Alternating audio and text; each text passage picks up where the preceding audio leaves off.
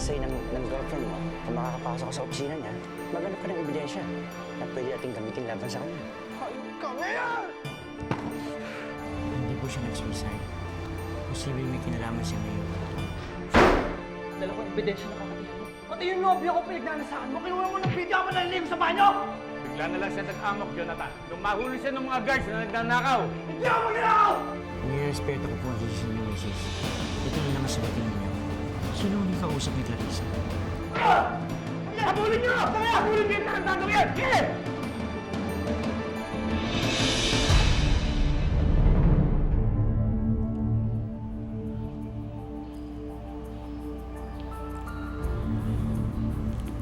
Rachel?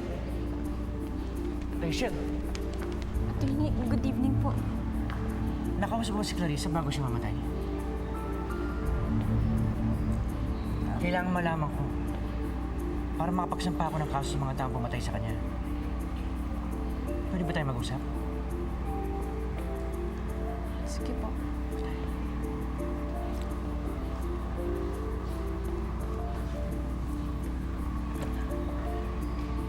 Alam ko na alam mo na may kinalaman si Mayor dito. Makapangyarihan tao siya. Paano kung sa susunod ikaw na maging susunod na biktima niya?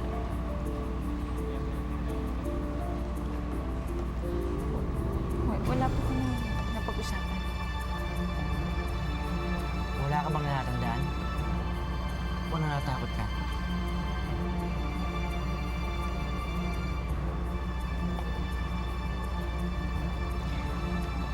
Huli po kami nag-usap, yung nagtanong po siya sa akin tungkol lang po dun sa beauty contest. Kasi po, ako yung nanalo this year. Yun lang po.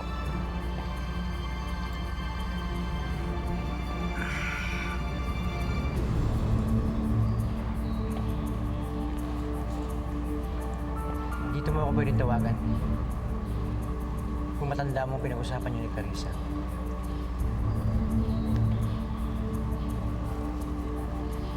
Sige po. Salamat po. Rachel, tanda mo lang, hindi ako kalaban, kaibigan mo ako. Sige.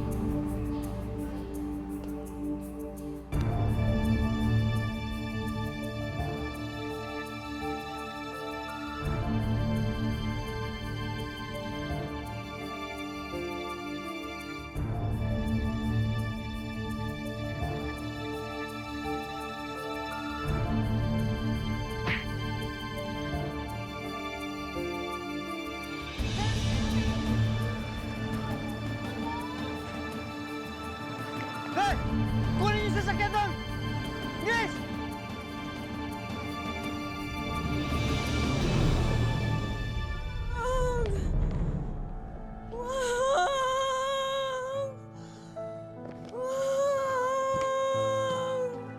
Anak!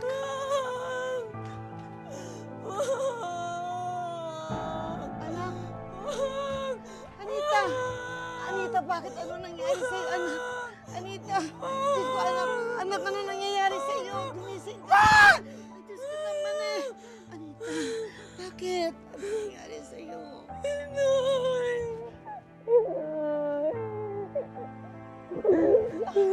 Anak, magaling ka na. Bumalik ng dati mong isipan. Diyos ko, salamat. Salamat, Panginoon. Salamat po. Saglit ha. Bibigyan kita ng tubig.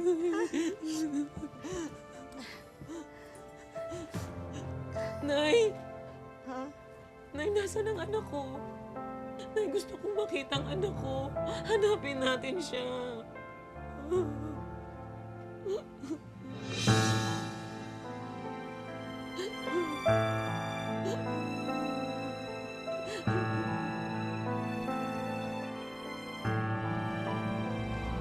Alam ko na alam mo na may kinalaman si Mayor dito. Makapangyarihan tao siya. Paano kung sa susunod ikaw na maging susunod na biktima niya?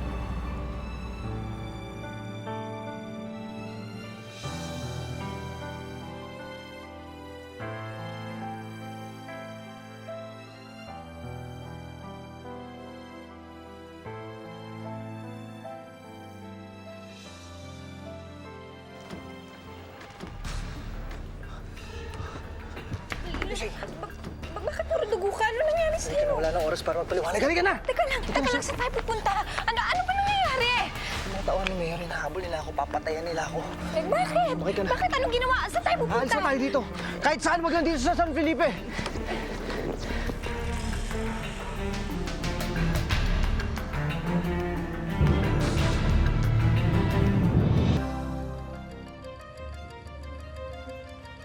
Dalawa nga ako Maynila.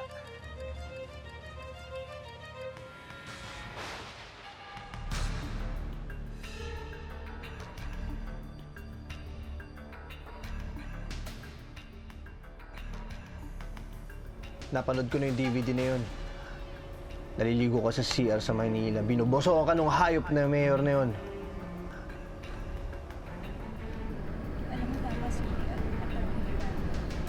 Kung nagkataon, ako na yung susunod na biktima.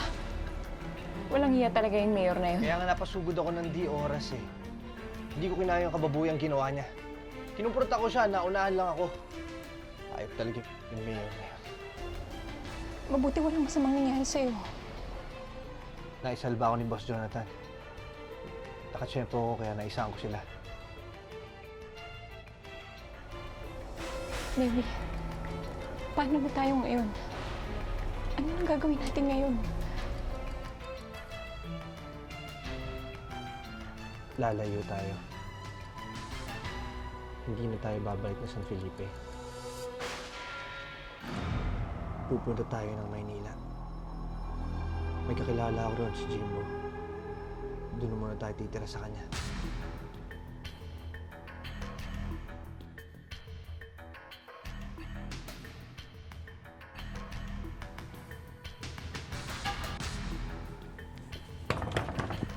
Mateo! Mateo! Uy, Asan si Rachel? Ha? Oo, wala dito anak ko. Ba't may problema ba? Malaki! Ano trouble? Tinutukan ni Levi si Mayor. Ha? Kago yan. At ba't kayo malipat-lipat ng bahay? Ay, tatago ba kayo? Ay, hindi. Kalilipat lang namin dito. Narimata kasi yung bahay namin eh.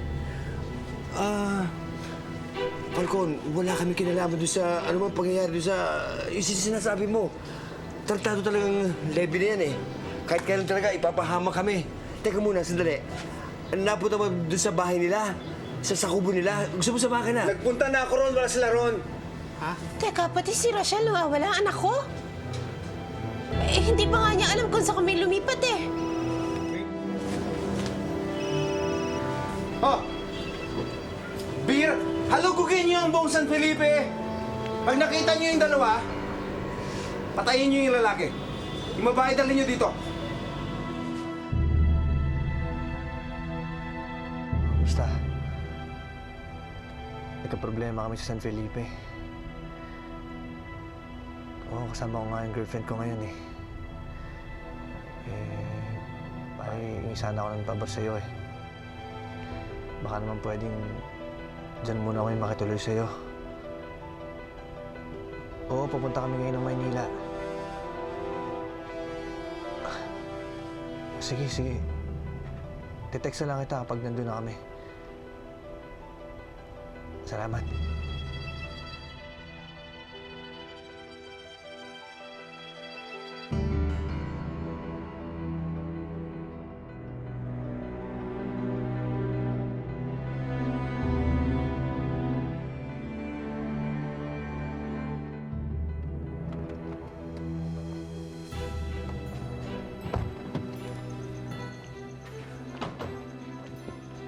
Bukas na bukas ha, itanong mo agad sa attorney natin kung anong pwedeng i-file na case sa lalaking yon.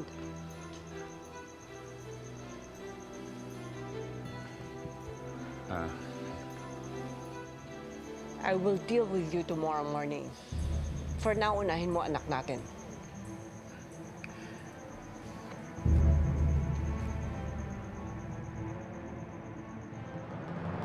Oh, Chip! Utos ni Mayor yan. Sara lahat ng exit points ng San Felipe. May atraso yung driver niya, yung Levi Ramiro. Hindi dapat makatakas yun. Nagbigay na kami ng mga litrato dyan. Pakitimbre lang pag nakita nyo, ha? Okay, thank you, Chip. Okay. Oh, nanap nyo? Wala, boss eh. Pero yung iba, naghahanap pa rin sa Sampabian. Hanapin nyo sa lahat ng bayan. Huwag kayong matulog hanggat di nyo makita yung dalawa. Lakad na! Titingin! Lakad na! Okay, boss. Son, pakinggan mo muna ako. Like what your mommy told you, wala akong kinalaman sa mga sinabi ng driver mo. Puro kasinungalingan yon. Levi ho ang pangalan niya. Hindi ko pa alam kung sinong paniniwalaan ko eh. Kaya kailangan ko marinig yung side niya. I don't care what his name is. Ang punto ko, sinungaling siya at mali ang mga ibinibintang niya sa akin. Kaya tingnan mo, pati ikaw naguguluhan. Dad, pagod na ako eh. Bukas na naman tayo mag-usap.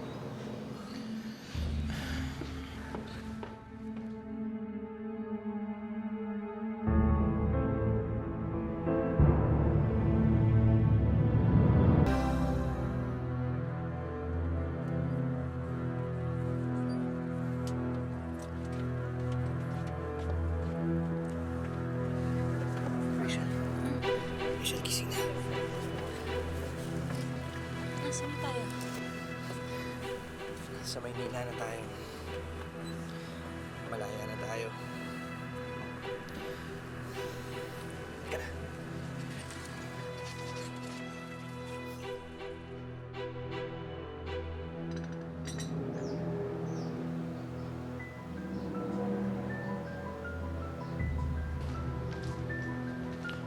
Good morning, darling.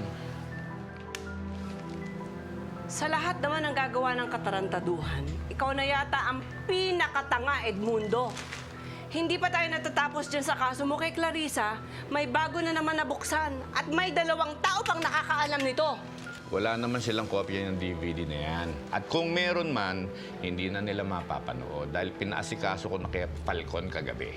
Mabuti naman. At anong inutos mo kay Falcon? Ginawa ba niya? Yes, darling. Ipinaligpit ko na sila. Hinihintay ko na nga lang yung report ni Falcon. Kung talagang ginawa ni Falcon ang inutos mo, hindi ba dapat tinatawagan mo na si Hepe para itanong kung may nangyari sa checkpoint kagabi? Huwag mo nang intayin ang report ng tauhan mo. Dapat gawin mo na ngayon ang mga dapat mong gawin, Edmundo, kumilos ka!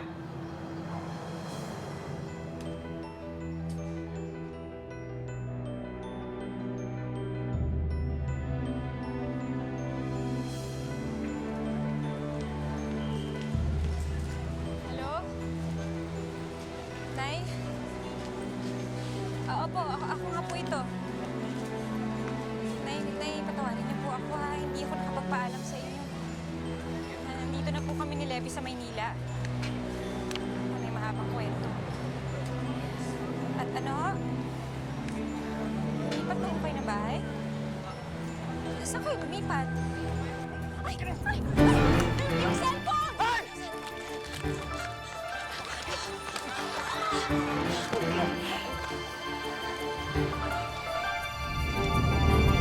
O sige. Magpapadala ako ng mga 10 bola para bawat team meron. Tapos, paayos na lang natin yung board. Hindi na yung buong, kundi yung board. Yun lang naman may diferensya, di ba? Bukas na bukas tayo paayos natin yan. Samahan mo na lang sila, oy, ha? Morning.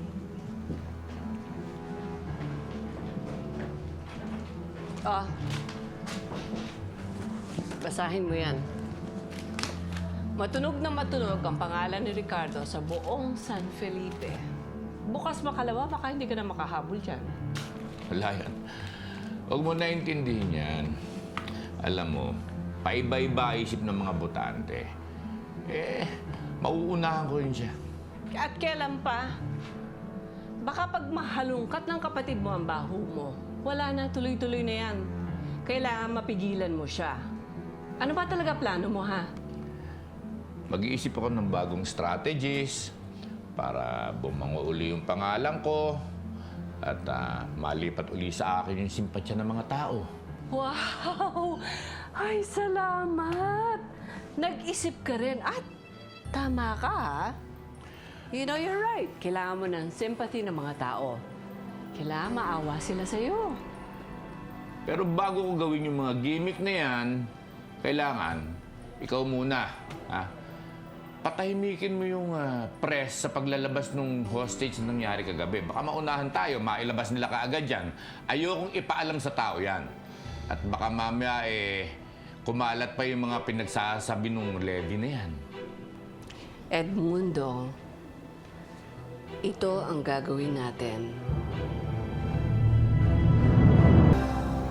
Hoy, bakit malungkot ka? Ikaw yata may kailangan ng tsokolate. Sumasabay ka pa sa paglulungkot-lungkutan ko.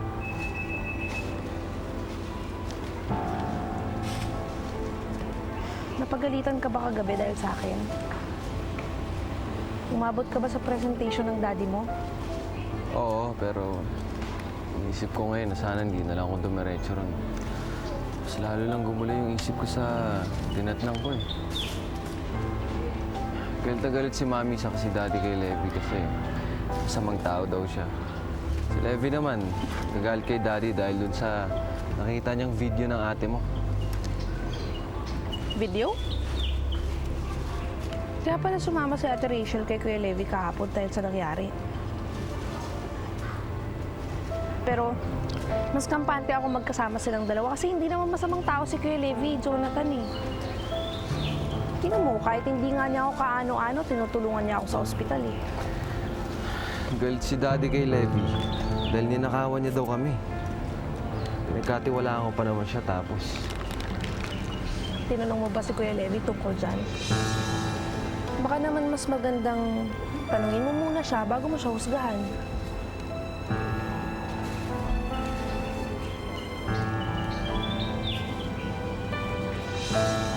bawal ako dyan. Oo nga pala. Eh bakit may ganyan ka pa dyan? Nakainin mo rin to para sa din to. Nasaan sila? Nasaan sila? Hindi ko alam, Mateo! Biglang naputol yung linya. Alam mo na! Ha? Tama! Linda, makinig ka! Makinig ka muna, Linda! Makinig ka!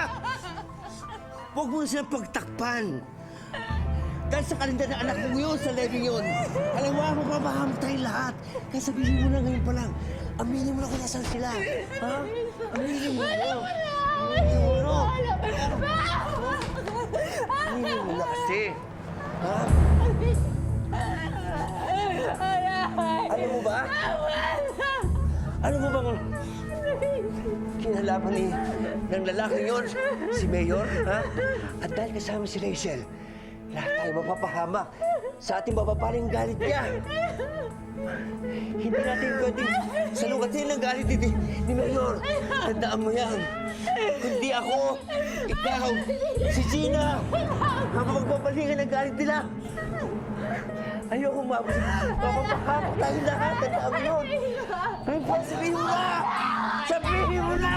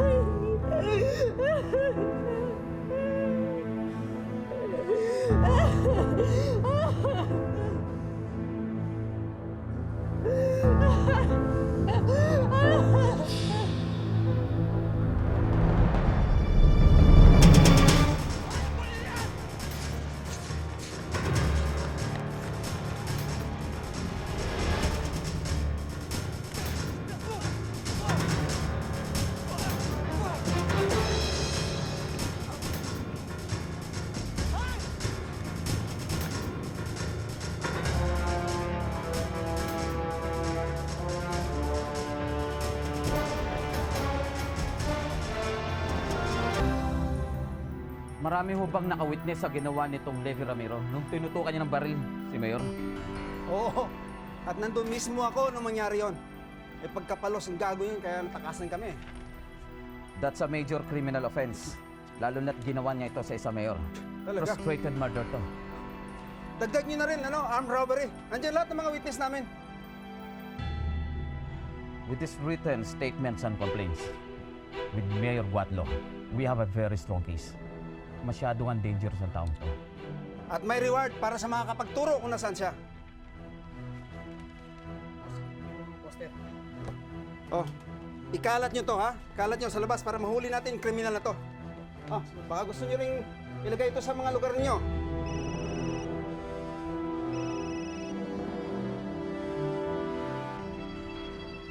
Mayor! Okay na? Ayos na, Mayor.